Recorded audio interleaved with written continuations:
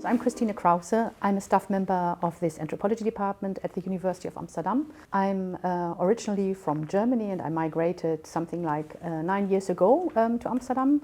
I'm also the mother of two children who are now almost Dutch and the partner to a literary critic who lives in Berlin. And so we are having a transnational family between Amsterdam and Berlin, and we are frequent users of this train which goes between Amsterdam and Berlin, and which is often too late and which is often very full and which is often very dirty. So I'm also a European train traveler. Here at this department I'm a lecturer, so I teach in particular theory and method courses in the research master, the medical anthropology master, the general master and the bachelor. I'm supervising master students, that is one of my favorite tasks.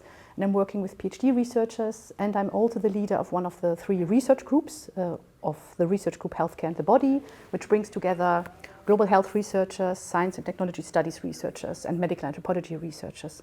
And it's a great group. This department is a fantastic place, and I still can't believe that I landed a job here.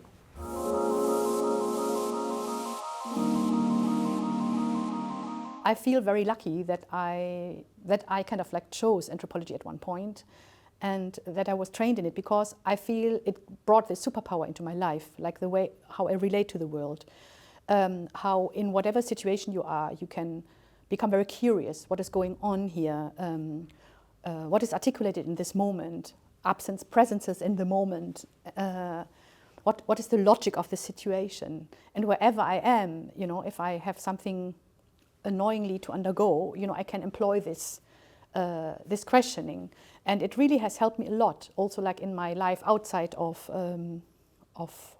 my work, or when I was thinking I was doing anthropology, I always had to work to fund my studies, for instance, and this kind of curiosity was almost like a 5th gear I had at my disposal. But I have kind of quite a typical trajectory, because like within my studies we were supposed to do field research, and I joined a project on transcultural psychiatry in West Africa, which was offered at the institute where I studied. And I had a very good scholarship at that point in time, which funded me 7 months of field work. So I went to Ghana without having been in West Africa at all in my life, you know, as a white female student. And I entered the field, and it was a project on building collaborations between psychiatries and other forms of healing, which were present in Ghana at that point in time. And I studied in a psychiatric clinic and in a Christian prayer camp. So this is a very traditional, you could say, transcultural psychiatry project. And in the psychiatry, I met a lot of nursing students, and most of them migrated to London or the UK. And then when I met my PhD supervisor, Steven Werteweg, when my kind of boss in the research project sat me next to him and I met Steve, and I told him about the research I've done in Ghana, which basically was about that in this psychiatric hospital there was a group of Pentecostal Christians. So they were delivering people of spirits in the afternoon, and in the morning they would prescribe biomedical drugs. So about this combination of both. And Steve was very, very interested in that, because he had done research in the Caribbean before on what is sometimes called syncretic practices. So he kind of offered me to work towards like a PhD scholarship with me. And then I could mobilize all the contacts from that psychiatry in the UK. Actually, Edward Edu, one of my friends from the psychiatry, paid for my first ticket to come to London.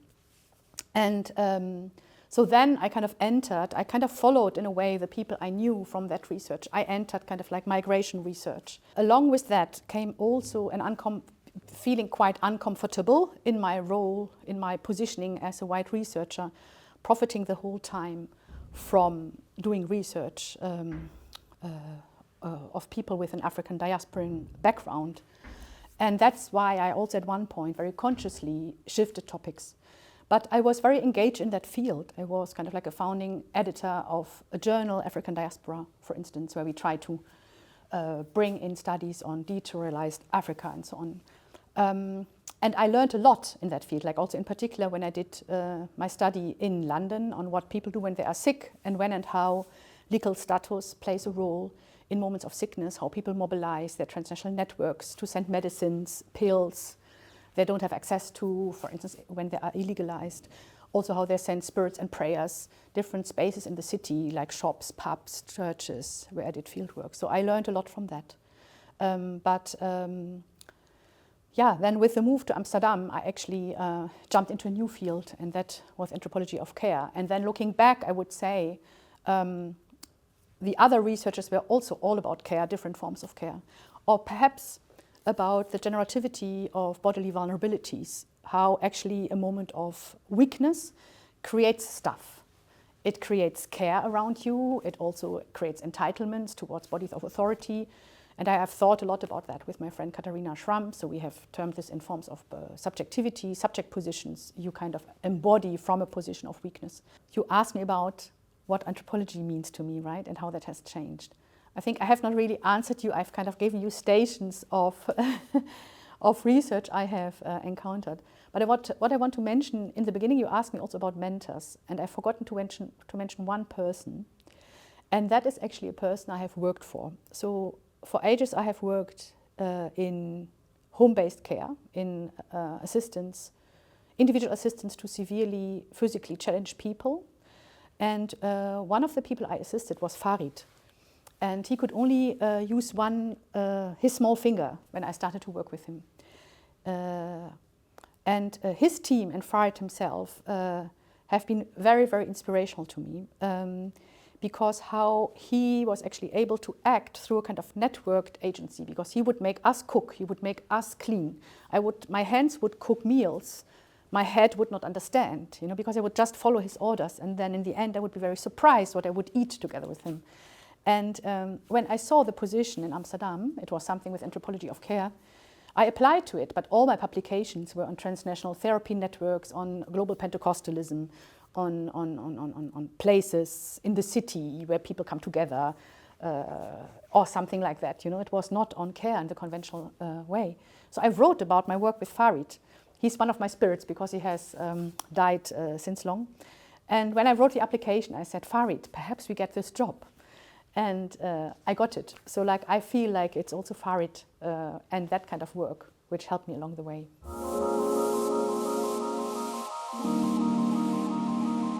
I have been very lucky to meet very generous individuals along the way. For instance, my master supervisor in Berlin, Ute Luig, has really shaping my understanding, in particular through the way how she brought together different researchers in different career stages. And in an essay I wrote together with a friend in her honor, we called this the spirit of solidary diversity or multiplicity, because she was an expert in spirit possession. So she really has shaped me. I also worked as research assistant in a research project on transnational religion with Gertrude Hüvelmeier, and she made me sit next to my future PhD supervisor, and her insistence that I would sit next to him and have a drink with him in a pub led to a Centrelink scholarship in Oxford. So I think without Trudy, I wouldn't have made my way. So I'm very grateful to these people. But if I really think about what have shaped me, I think it's not individual people, but it's more collectives, kind of group of people with whom I have worked and thought and partied together. So I was a student in the 1990s in Berlin, and there were all kinds of formats where you could self-organize stuff. Like, for instance, we self-organized tutorials on feminist theory and critical masculinity studies, and we were interdisciplinary, and we got funding for that from the university. You could apply for that, like to found a group like that. So members of these kind of groups, they were really shaping me. Like, everything I know about cultural and social theory, I learned from those peers, and I still know them, and they are still friends, and they're still mentoring me if I need mentorship. So that is Iris Meilicke, Victoria Bergschmidt. Those are very dear friends and companions, but also Katharina Schramm, who is also an anthropologist. She's a professor in Bayreuth. I met her there. And at the anthropology department, we had, for instance, a group which called itself Polyphonic Anthropology. And it even became Polish-German at one point, and we visited each other in Warsaw and in Berlin. And Helena Patza, for instance, who's now at the University of Warsaw, I still know, but that goes back to these kind of very early times. And through these kind of experimental collectives in which we kind of work together. Or all those strike committees, every year there was a strike, And then you would come together also sometimes across the universities in Berlin. And for instance, I remember a discussion I co-organized about 89, where we kind of brought together generations from 68 and 98, I'm getting confused with the numbers, like 30 years after. And for instance, we invited Gerburg Treu-Stieter, a feminist sociologist. She has died since, but she was incredibly inspirational. She was also incredibly sexy. She was this woman with this huge amount of hair, and she would smoke cigarettes, you know, without dropping ever the ashes. And she would do this while teaching. So I loved her seminars, and I loved the wild and radical way of thinking. And my home department actually was first not anthropology, but religious studies at the Free University. And there was a professor, Klaus Heinrich, and he has hardly written books. But he gave these lectures, and everybody would come to these lectures, and he would walk in the front in his kind of light blue suit and would talk about everything, you know, from Greek mythology, about the Second World War, to the recent science fiction film, in what he called, if I translate it, the history of fascination, and of fascination history. And in a way that was kind of like an anthropology of all kinds of things. So, those lectures would be recorded, and then we would type them. And I was also part of a group that typed these lectures, and since then they have come out as books. He also died when he was far over 90. So that was a kind of intellectual sphere which has really shaped me, I would say. But it's not only individual figures, it's much more collectives which have mentored me and are still mentoring me.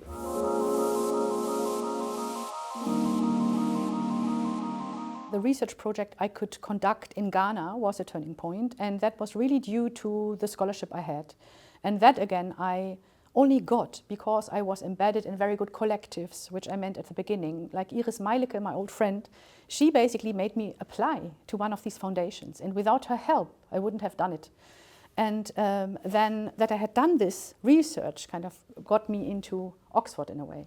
But one of the key moments, so like basically the traditional research of a European student in a West African country on something like religion, which has to do with spirits, like something very conventional, which then brought me into Oxford. So yeah, it's kind of almost embarrassing, you know, like this kind of production of capital. But there was a key moment in the research in Ghana which also really brought that home to me. So like one of the research places was a prayer camp. And the prophet who was running that prayer camp was a beautiful young man. I was very young then. And he was saying he had done a prophecy in the past that he would marry a white woman. So now you can imagine, when I came along in this kind of research project, everybody thought I'm, you know, the embodiment of this prophecy, and that I'm the prophesied wife. And we had long discussions about this, and I told over and over again, I'm not the one, you know, but I was still behaving as if I was the one, because we were seen moving around, you know, on his missions. We would share meals. I would bring gifts when I would come, when I went to the city and I came back. So I was, in the eyes of the people, I was behaving as a future wife. And at one point, we were attending a big congregation of another church, and where everybody was in big pomp called to the stage. So we were together called to the stage, and I could understand at that point in time, in the local language, that they were saying, Prophet so-and-so and his wife.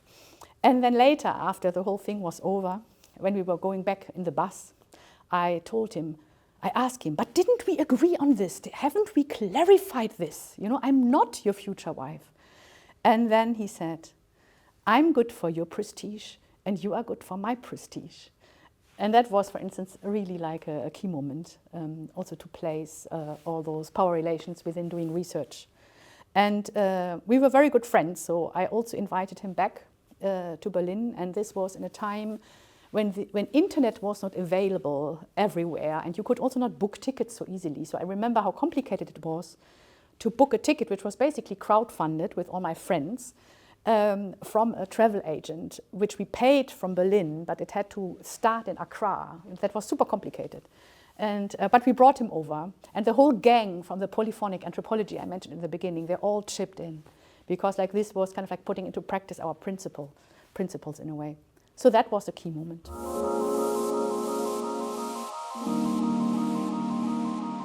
Anthropology is something which has really grown on me, and I feel if you start doing it, if you are learning it, then nobody can get it out of you. And I think the superpower of anthropology is in particular the method and the approach to the world, and it also in that sense has become for me a way how you relate to the world, and I think it's a very productive way of relating to the world. And that is the method in which we make the unfamiliar familiar, the familiar unfamiliar, and that we kind of try to bring things into words which are not yet in words, which is very, very powerful. In the best way, unalienated way to relate to the world, because like you do what we do anyway, like we hang out, we eat, we cook, we walk, we kind of move from here to there. But we do that in and with what we study. And but then of course we do this systematically, and then we also have to kind of like fix it somehow in language or in pictures or so. And this kind of creates a kind of engagement with the world, which adds something to the world. And so I'm saying this now in very abstract terms. I can also later explain this a bit more when I come to my research. I'm engaged in researching elderly care in an unequal Europe.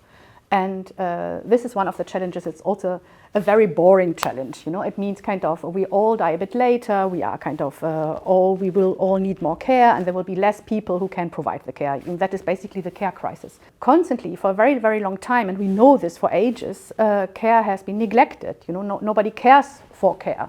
But then, if you ethnographically look at care, you basically the magic of anthropology is that you can analyze what is happening in care interactions, and within that you can see the wider level. So basically what I find so powerful about anthropology is that through the ethnographic method you analyze situations, and in these situations you can see the global and the governance level kind of played out in the concrete interaction. Like for instance, how much time a care worker can take depends on kind of standards, and they have been agreed somewhere, but this plays directly out in the concrete care interaction. And through ethnography you can capture that. When I came to the University of Amsterdam, I was integrated in a group of researchers, and they all did research on dementia care.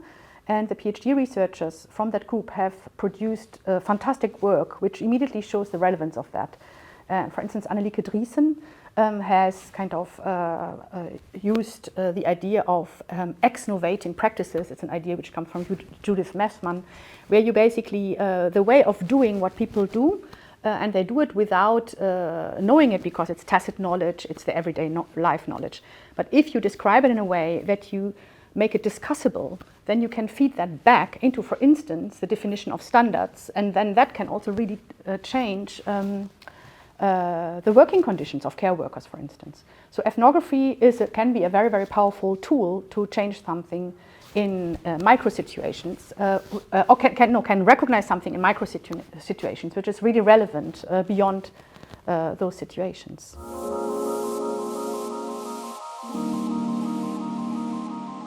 I'm part of a very cool consortium. So they're all mid-career female researchers.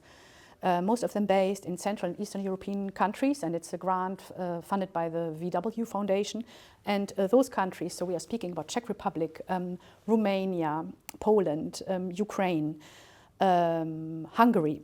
They are the main senders of migrant care workers towards countries in the EU which are richer or which have these kind of care systems in which you absorb and extract labor power from Central and Eastern Europe. And because this has been going on for decades, there is a whole infrastructure which has evolved, a regional infrastructure around this, like for instance agencies which match families and care workers. And we are looking at this meso level of this infrastructure, and also how that has changed these countries, and also how these countries have become transit countries, sending countries themselves. And all of this also in the situation of the attack on the Ukraine. Because that has also kind of really influenced the situation. So that is one of the projects I'm involved in. And in the Netherlands, we are supporting this as a team, but we also look at the Netherlands as a new destination country of migrant care workers, because it's very interesting why in the Netherlands it hasn't taken up. But it's kind of the Netherlands gets all the care workers, second-tier care workers, like those who do this in Germany, and then they might also do this in the Netherlands.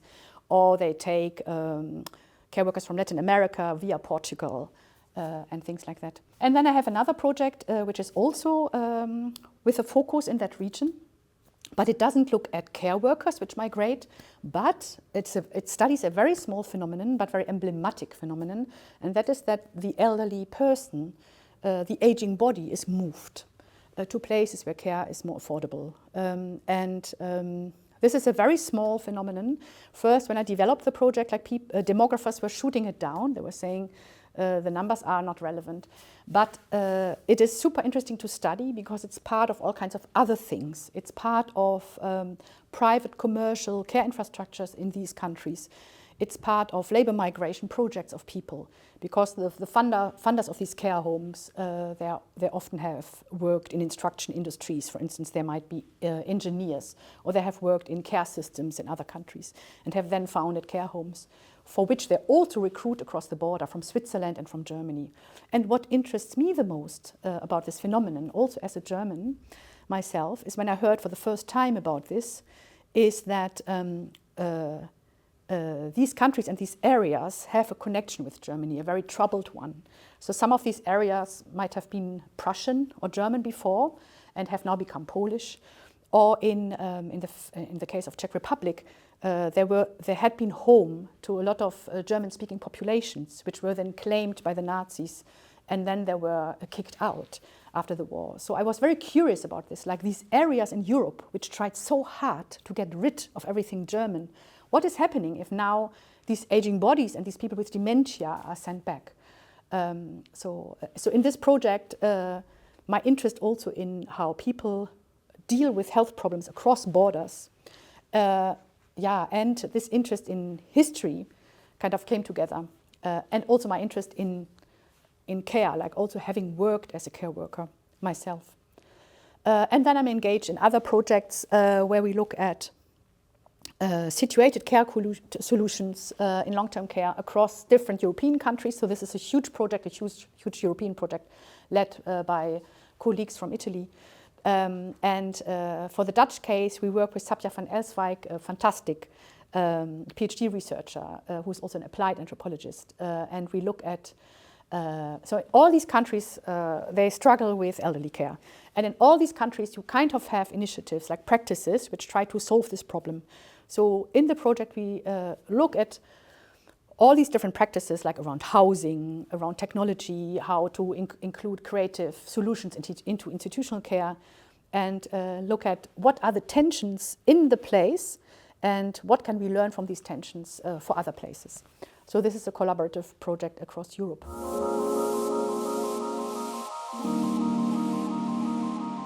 So I think one can answer this question in several ways. Of course, there are topics which are of the future, so to speak, and we have colleagues who are doing anthropology of the future, like Juan van der Forst or Nafis Hassan. You know, Nafis does kind of data and knowledge anthropology, and Juan does AI in healthcare. So there are topics which we kind of would intuitively recognize as topics owned by the future or which are about the future.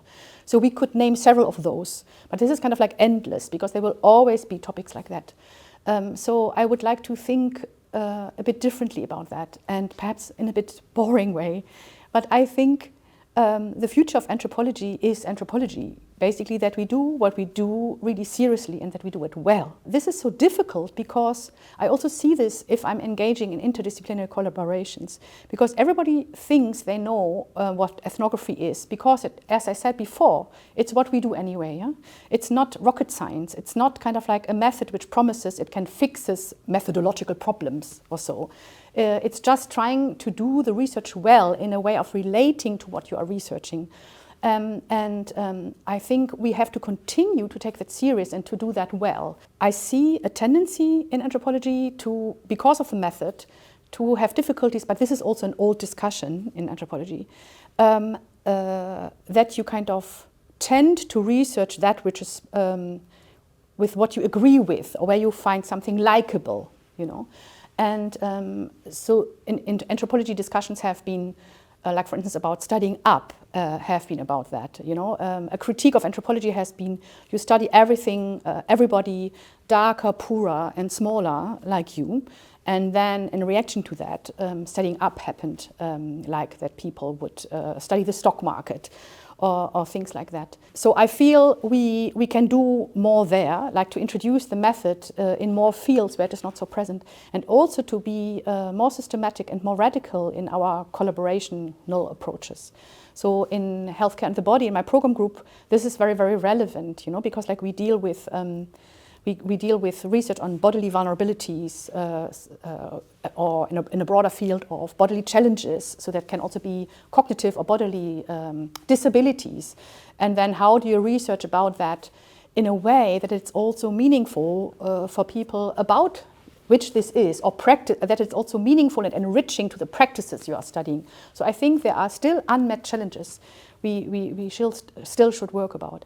But I think also the future of anthropology, if I may say so a bit boldly, is here in this department. I think we do incredibly interesting work, and it's not for nothing that we, for instance, have an applied track. And for me, working applied is not the other of theoretical anthropology. I would say to do applied work well is actually the most theoretically challenging you can do. And here I like to think that the applied can infect us, and we can also infect back.